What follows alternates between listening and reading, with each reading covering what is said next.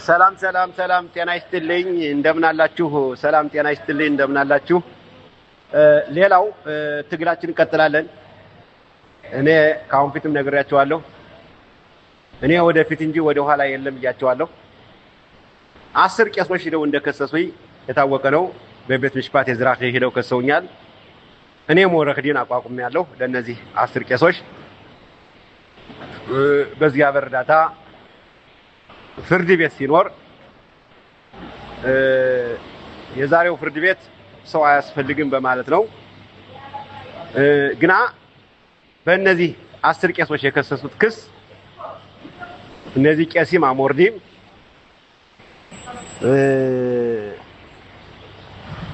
ለሃይማኖት ሳይቆረቆሩ ቄስ ነን ለሚሉ ቄሶች ከነሱ ጋር ያው ፍርድ ቤት አለ። ወረክዲንም ተቋቁሟል። የኛ ወረክዲንም አለ። ያው እንግዲህ ፍርድ ቤቱ ረሆቦት ነው። ክታብ አጋናም ሰጥቻለሁ።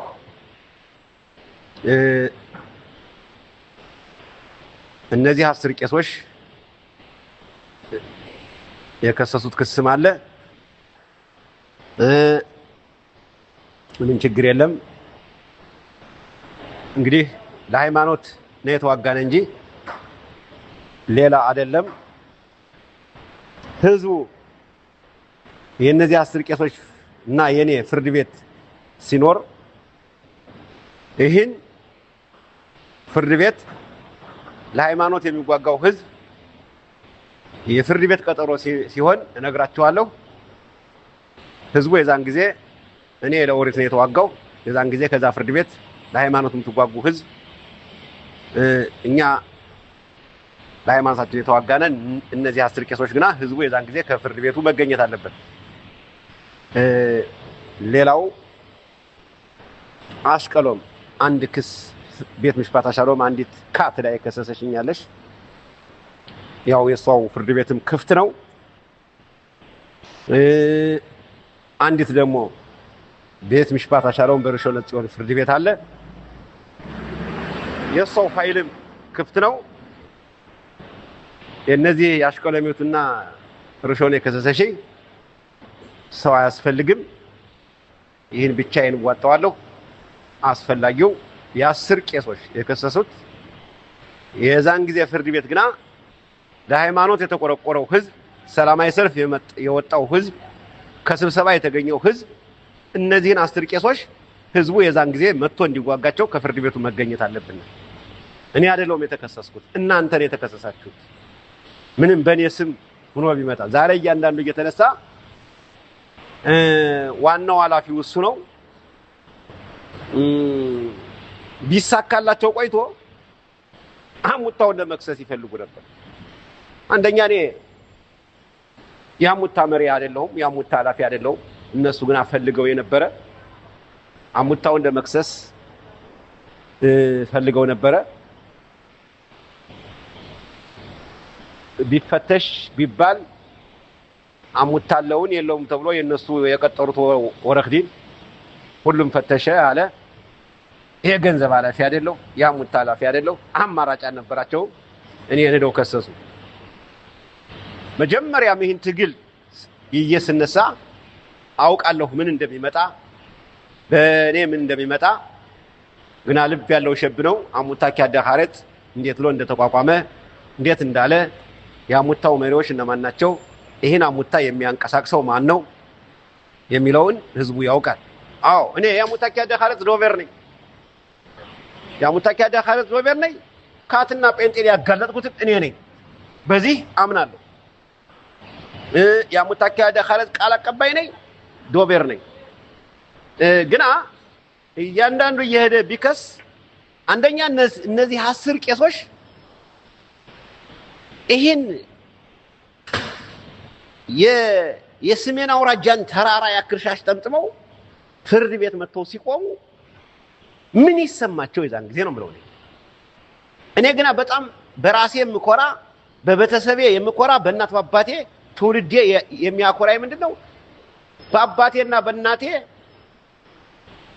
የቄስ የመክሰስ ሱስ የለብኝም እኔ ቄስ አልከስም ብዬ ለእግዚአብሔር መሐላ ገብቻለሁ። ቄሱ እየሄደ ይክሰሰኝ ያልኩኝ ግና ያን ቄስ ራሱ ከሶ ምሳሌ እነዚህ 10 ቄሶች ከሰዋል። ይሄ 10 ቄስ በሙሉ እንግዲህ የዛን ጊዜ በየጊዜው ቀጠሮ ባለ ጊዜ በየጊዜው ፍርድ ቤት ይመላለሳል። እኔ አይደለም ማመላለሳቸው ራሳቸው ሆዶ ከሰዋል። ያዋጣቸው ከኔ 5 ሳንቲም አያገኙ። ካሁን ቢትም ተናግሬያለሁ። እኔን የከሰሰኝ በሙሉ 5 ሳንቲም ሸቀል አያገኝም ብያለሁ። አንደኛ እነዚህ 10 ቄሶች 5 ሳንቲም አያገኙ ከኔ ምን ነው ይዘው የሚቀሩ ውርዴትን ብቻ ነው።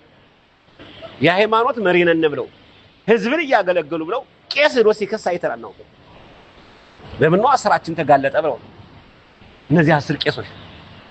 ስለዚህ ዘመዶቼ እኔ ወደ ኋላ ልልም ካትን በየጊዜው አጋልጠዋለሁ፣ ጴንጤን በየጊዜው አጋልጠዋለሁ። አሁንም ካትን ጴንጤም ካሁን ፊት ያልከሰሳችሁ ቄሶች ካላችሁ ሄዳችሁ ክስ አቅርቡ እያልኩ ነው። የፍርድ ቤት ወረቀት ስቀበል እኔ ፍርድ ቤት ቆማለሁ እመጣለሁ።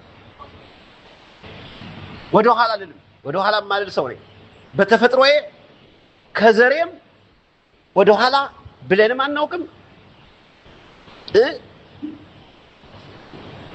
ቀድሞ በኢትዮጵያ ያለለም ዘመዶችም እናቴም በተለያየ ነገር ፍርድ ቤት ሲከሷት በኢትዮጵያ ከፍርድ ቤት የምትገኝ እናቴ ናት።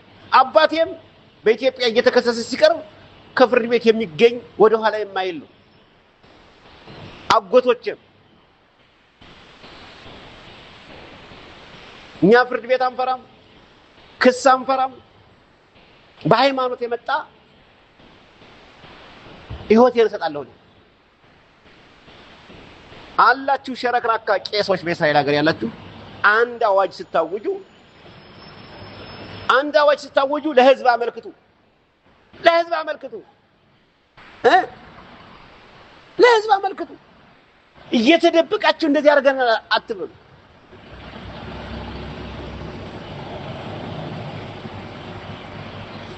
በእስራኤል ሀገር ያሉ ቄሶች ትልቅ መተት እያመጡ ሄዳችሁ ክሰሱ፣ ሄዳችሁ እንደዚህ በሉ እየተባለ አዳመ ቄስ እየሄደ እየከሰሰ እንደነዚህ 10 ቄሶች ውቃቢያቸው እየራቀ እያለ ይሄዳል። ስለዚህ ዘመዶቼ የሃይማኖት ትግል ወደፊት እንጂ ወደ ኋላ የለም። እኔ ካሁን ፊት ተናግሬያለሁ። አፌን የሚዘጋይ እግዚአብሔር ብቻ ነው። ሽቲካክ የሚያደርገኝ የክስ ወረቀት አይደለም። አፌን የሚዘጋይ ፍርድ ቤት አይደለም። አፌን የሚዘጋይ አምላክ ብቻ ነው። በእግዚአብሔር ተማምኜ የተነሳው ሰው ስለሆንኩኝ የሃይማኖቱ ትግል ይቀጥላል።